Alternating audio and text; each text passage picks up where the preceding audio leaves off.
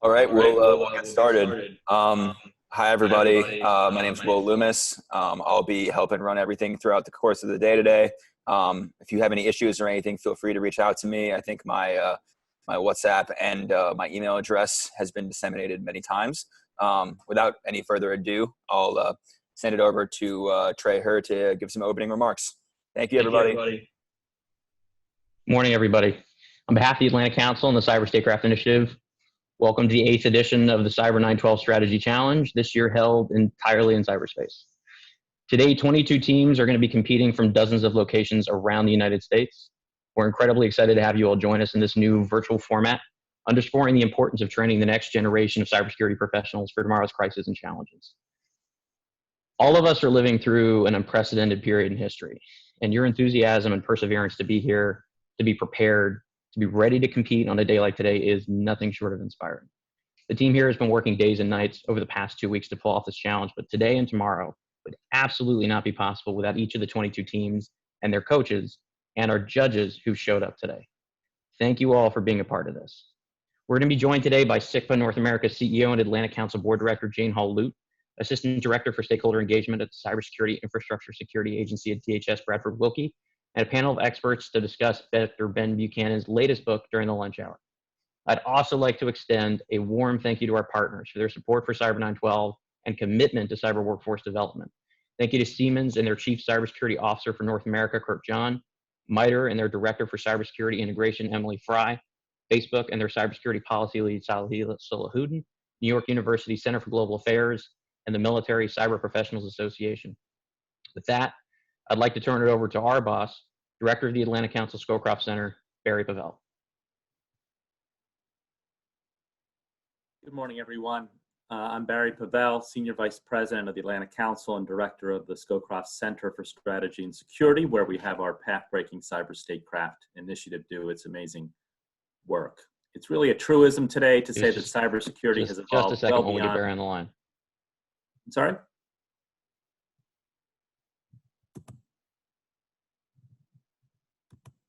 It's a truism today to say that cybersecurity has evolved well beyond data security and privacy to encompass much broader issues such as public safety, election integrity, and national security.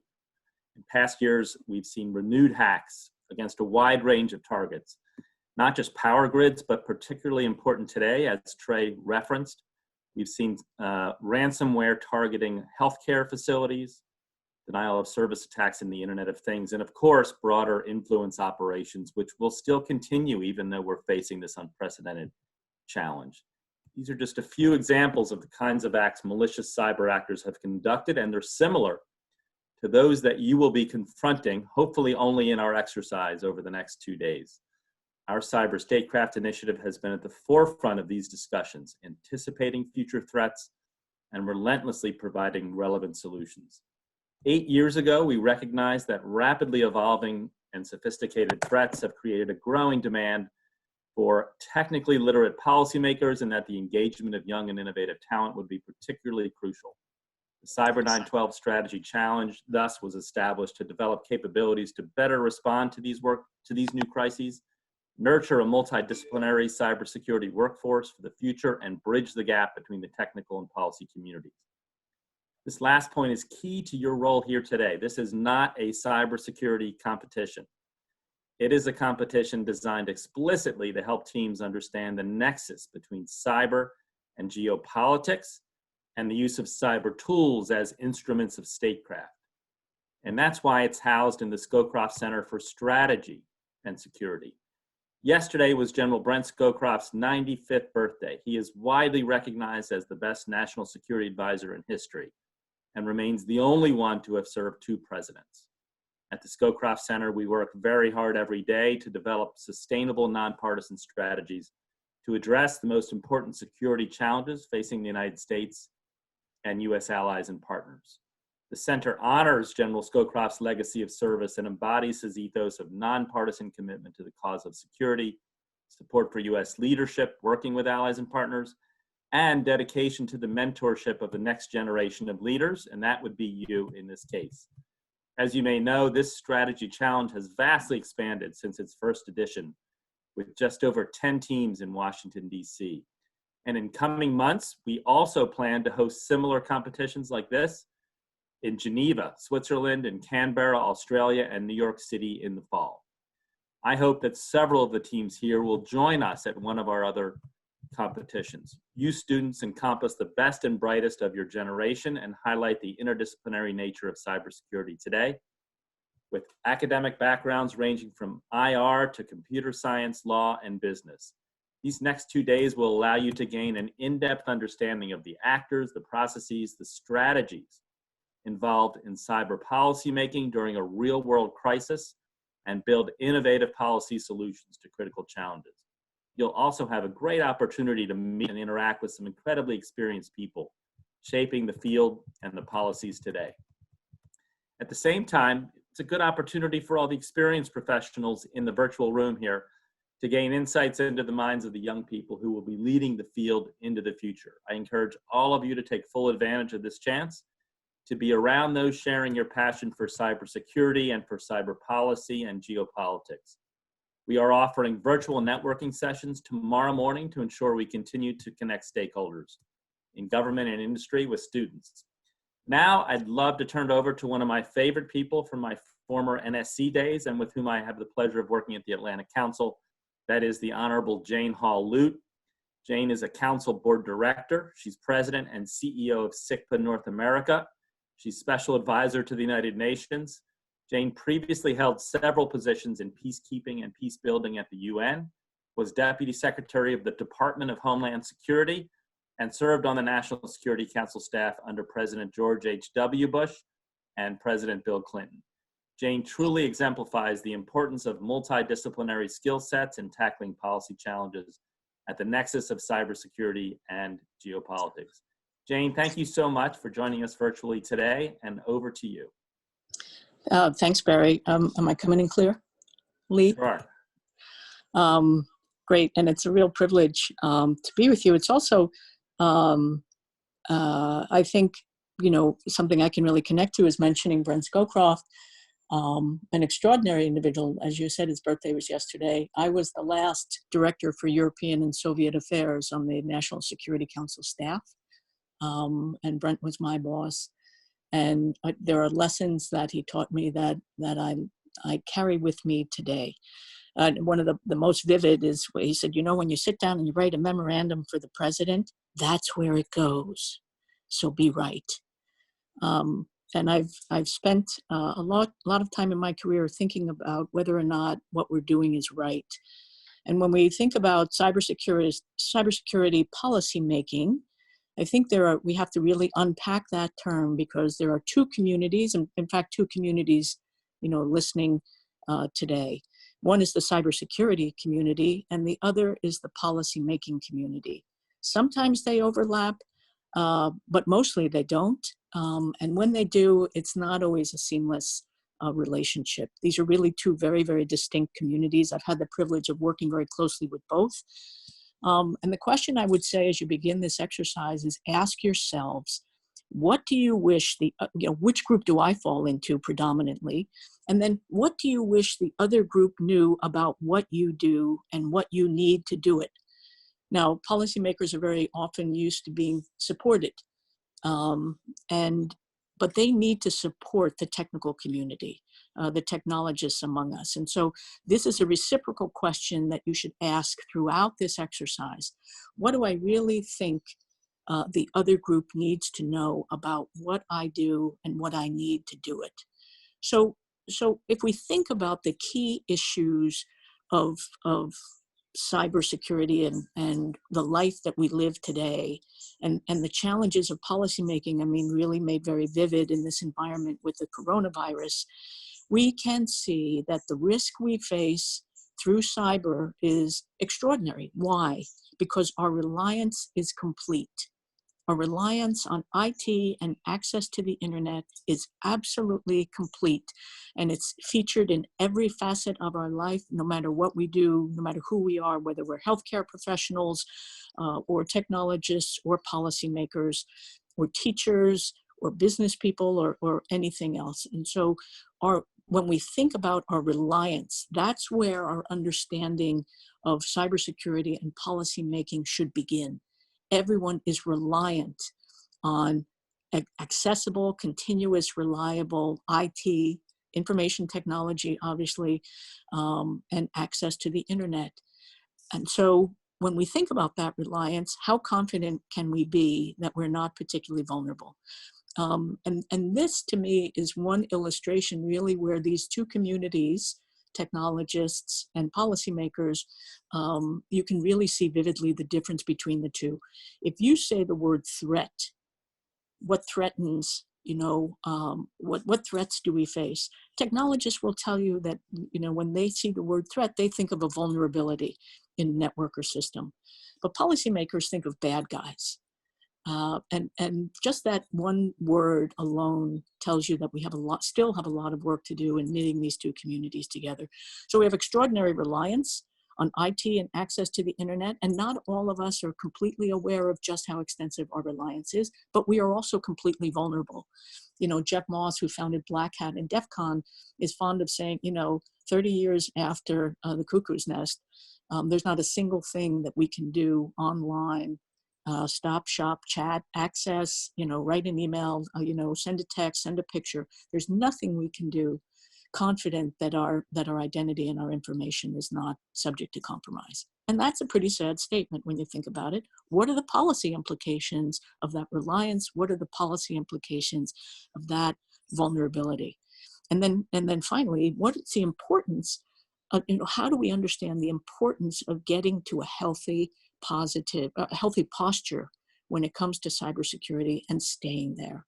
So if we look at reliance, if we look at vulnerability, and we look at this key challenge to get to a healthy posture with respect to cybersecurity and stay there, there's an awful lot that technologists and policymakers have to say to each other. So today, when I think of the cybersecurity challenge, everybody says it's really complicated, and you need a master's degree from SANS, to understand what's going on. By the way, I don't have a master's degree from SANS, and although it is the best training program in the country for my money, and they're not paying me. I can reduce the cybersecurity challenge down to 3 questions. Question number 1, how do we architect systems we can trust from components we can't? How do we architect systems we can trust from components we can't? Question number 2, how to safeguard our information and our identity in an open internet, and it's still by and large very open, although we are seeing that change progressively as countries look to close down and wall off, and we can easily today speak of several internets, but we're still by and large for most of us a very open place. But how do we safeguard our information and our identity in an open internet? And then third, what should the role of government be? How do we assign a role to government? And when it comes to security, even cybersecurity, a society's instincts is to assign that role to government, because in every other aspect of security, we do assign that role to government. We want safe streets, so government, you run the police. We want, a safe country, governments, you make the laws, you run the army. So security is an assignment governments are used to getting, but they don't have that assignment here broadly in the West exclusively by any means. In part, because it's a truism that all that needs, no single entity can do all that needs doing, and all that needs doing cannot be done alone. So it's not only us asking the question, what role should government play in helping to architect systems we can trust from components we can't, and in helping to safeguard our information and our identity in an open internet, but government is asking itself that question. And frankly, in many cases, it does not agree with itself. I know it sounds ridiculous, but it shouldn't. What you'll find is the disputes within governments, not just our own, but every government around the world, are often, as interesting and more debilitating than disputes that countries may have between each other. And so I'm going to use my time at Homeland Security to illustrate that a little bit. When I got to Homeland Security in 2009, we were challenged to write the first ever quadrennial Homeland Security review. And this was a comprehensive look at this department that had been in existence for 4 or 5 years, going on 6 years. And it was a challenge to look comprehensively across this third largest department in the U.S. government and say, are there things we should change? What should we keep? What should we refine? And so when we wrote the Quadrennial Homeland Security Review, we asked ourselves, why does the country pay for this department? And we said, well, the role of this department is on behalf of the federal government to help create a safe, secure, resilient place where the American way of life can thrive. It's not poetry, but it sort of tells you what we thought our job was. And that in order to do that, we needed to do 5 things well. We needed to, 1, prevent another 9/11. Number 2, secure and administer our borders. Number 3, administer our immigration laws. Number 4, create national resilience in the face of disasters and catastrophes. And number 5, ensure the cybersecurity of the nation's critical infrastructure.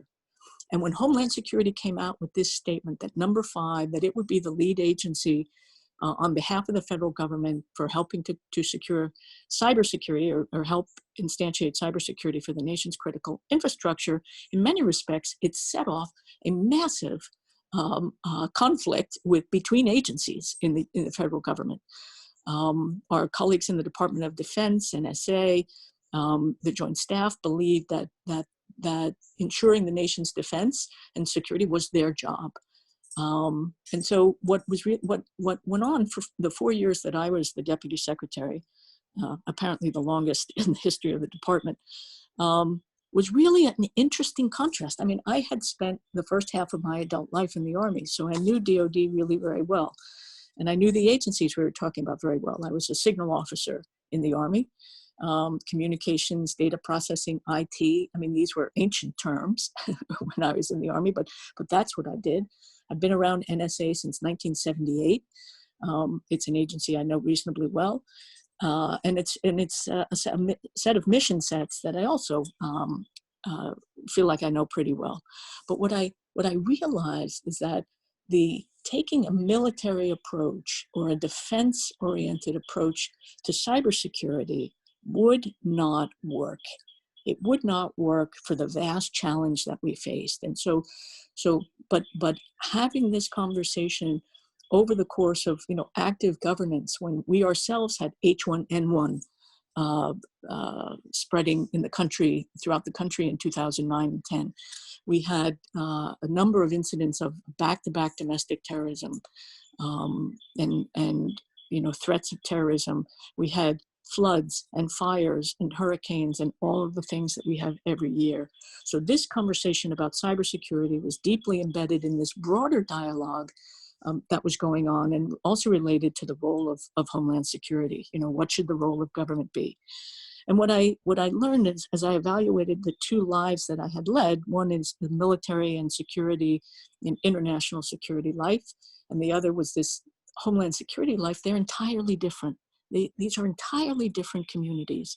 The military and the defense approach, the national security approach to these issues is inherently strategic, centralized, and top-driven. And Homeland Security, the Homeland Security approach to security is decentralized, transactional, and bottom-driven. It depends on the 50 states and 6 territories. It depends on mayors and county executives and 850,000 men and women in police forces across the country. It is a highly decentralized proposition. So when we think about, okay, well, how does this mean we organized to not only make policy, but to do tasks, right? In a national security mindset, a premium is placed on unity of command. Well, in a Homeland Security context, the premium is placed on unity of effort, because the fireman is not going to say to the police, "You're not the boss of me." So everyone retains their own authority and quote unquote command, but they bring it together in a common effort. And in Homeland Security, this is done routinely. So it's not a premium on unity of command, it's a premium on unity of effort. Similarly, the differences in information and information sharing are profound. In national security, the impulse, we manage information and intelligence on a need-to-know basis. In Homeland Security, the logic is duty to share. If you have information that's going to be important to me, you have a duty to share it. And in fact, we sometimes ran afoul of our own policymaking because we would share with allies through intelligence channels before we would share with the American public.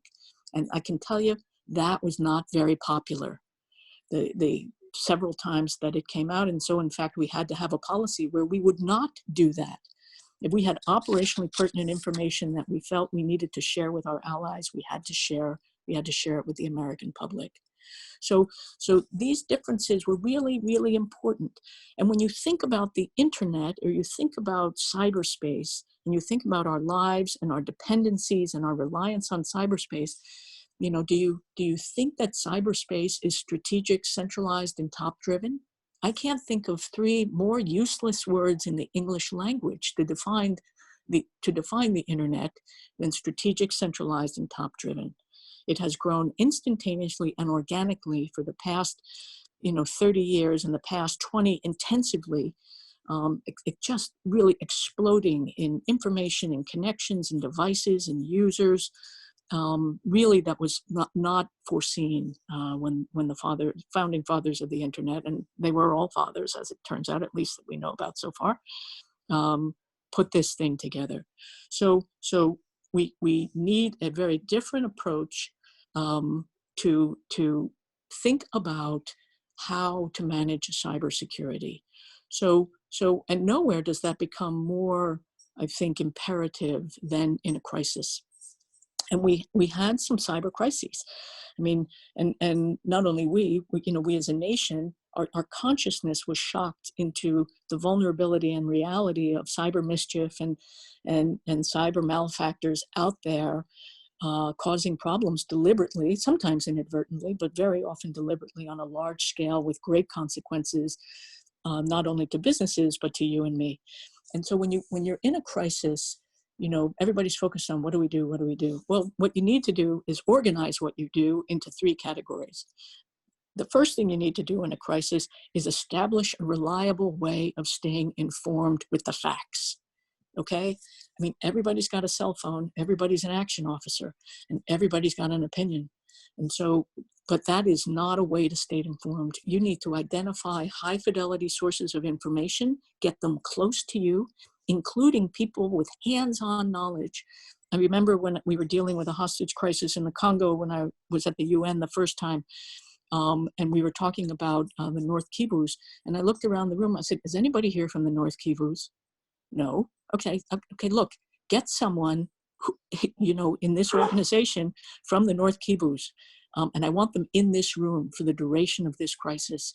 So you can say, is that really a river, or is that like a wadi that only floods during the rainy season?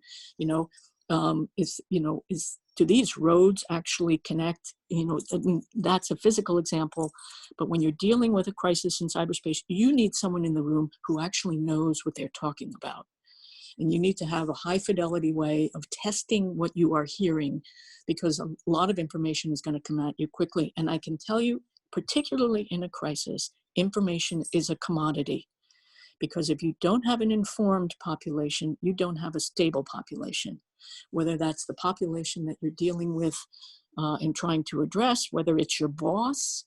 If you don't have an informed boss, you don't have a stable boss. I mean, and they're not going to give you a lot of degrees of freedom to operate.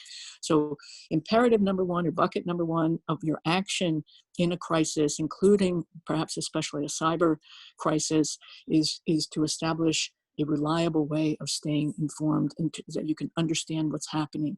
The second thing that you need to do is mobilize an effective response and get it where it needs to go. Very often, they have, people can collect a lot of resources. They can collect information, they can collect facts, but they don't always want to share those facts and get them out into the hands of people who need to act. Who was affected? What information holdings were affected? What should you do to limit the potential for this intrusion or this crisis to spread further? Who else needs to be informed? And how do we establish a reliable way for keeping them informed as well? And then the final thing that you need to do, which relates to the previous two, obviously, is to communicate. You need to talk about what you're doing because people have a right to know. There's a very powerful normative or norm, I should say, that has grown up certainly in my adult policymaking lifetime. And that is, I mean, there's 3 or 4 of them, I think, that operate very powerfully on policymakers all the time. You know, number 1 is the norm of inclusivity. Nothing about me without me. You know, another norm is the norm of reciprocity. If you're requiring me to do this, are you going to do this as well? You know, another norm is accountability. You know, can you answer for what you know or what you don't know, and why? Can you answer for what you're doing or what you've done, and why you did it, and why you made the choices that you made?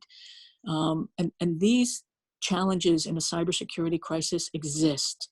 So I would just say in closing that, you know, when I was in peacekeeping, again, the first time, what struck me is that we put military and civilians together. Military go into these places expecting the worst humanity has to offer. Civilians go into these places expecting the best, believing in the best humanity has to offer. And when it comes to cybersecurity and policy making, the tech and the exec communities need to come together. You've got a lot to learn from each other. Thanks. Jane, thank you for that. That was fantastic. I'm sorry we're texting each other back. That was really incredible set of remarks to open us up. We have run right to time, and so we're actually going to transition right to the competitors and judges briefings. Thank you everyone who joined us this morning to share your thoughts. To the teams, it's go time. So you have in your agenda and in your calendar an invite to the competitors briefing. Judges, you have an invite to the judges briefing. Please drop out of this call and move to those, and we'll get moving. Thank you everybody, and have a good morning.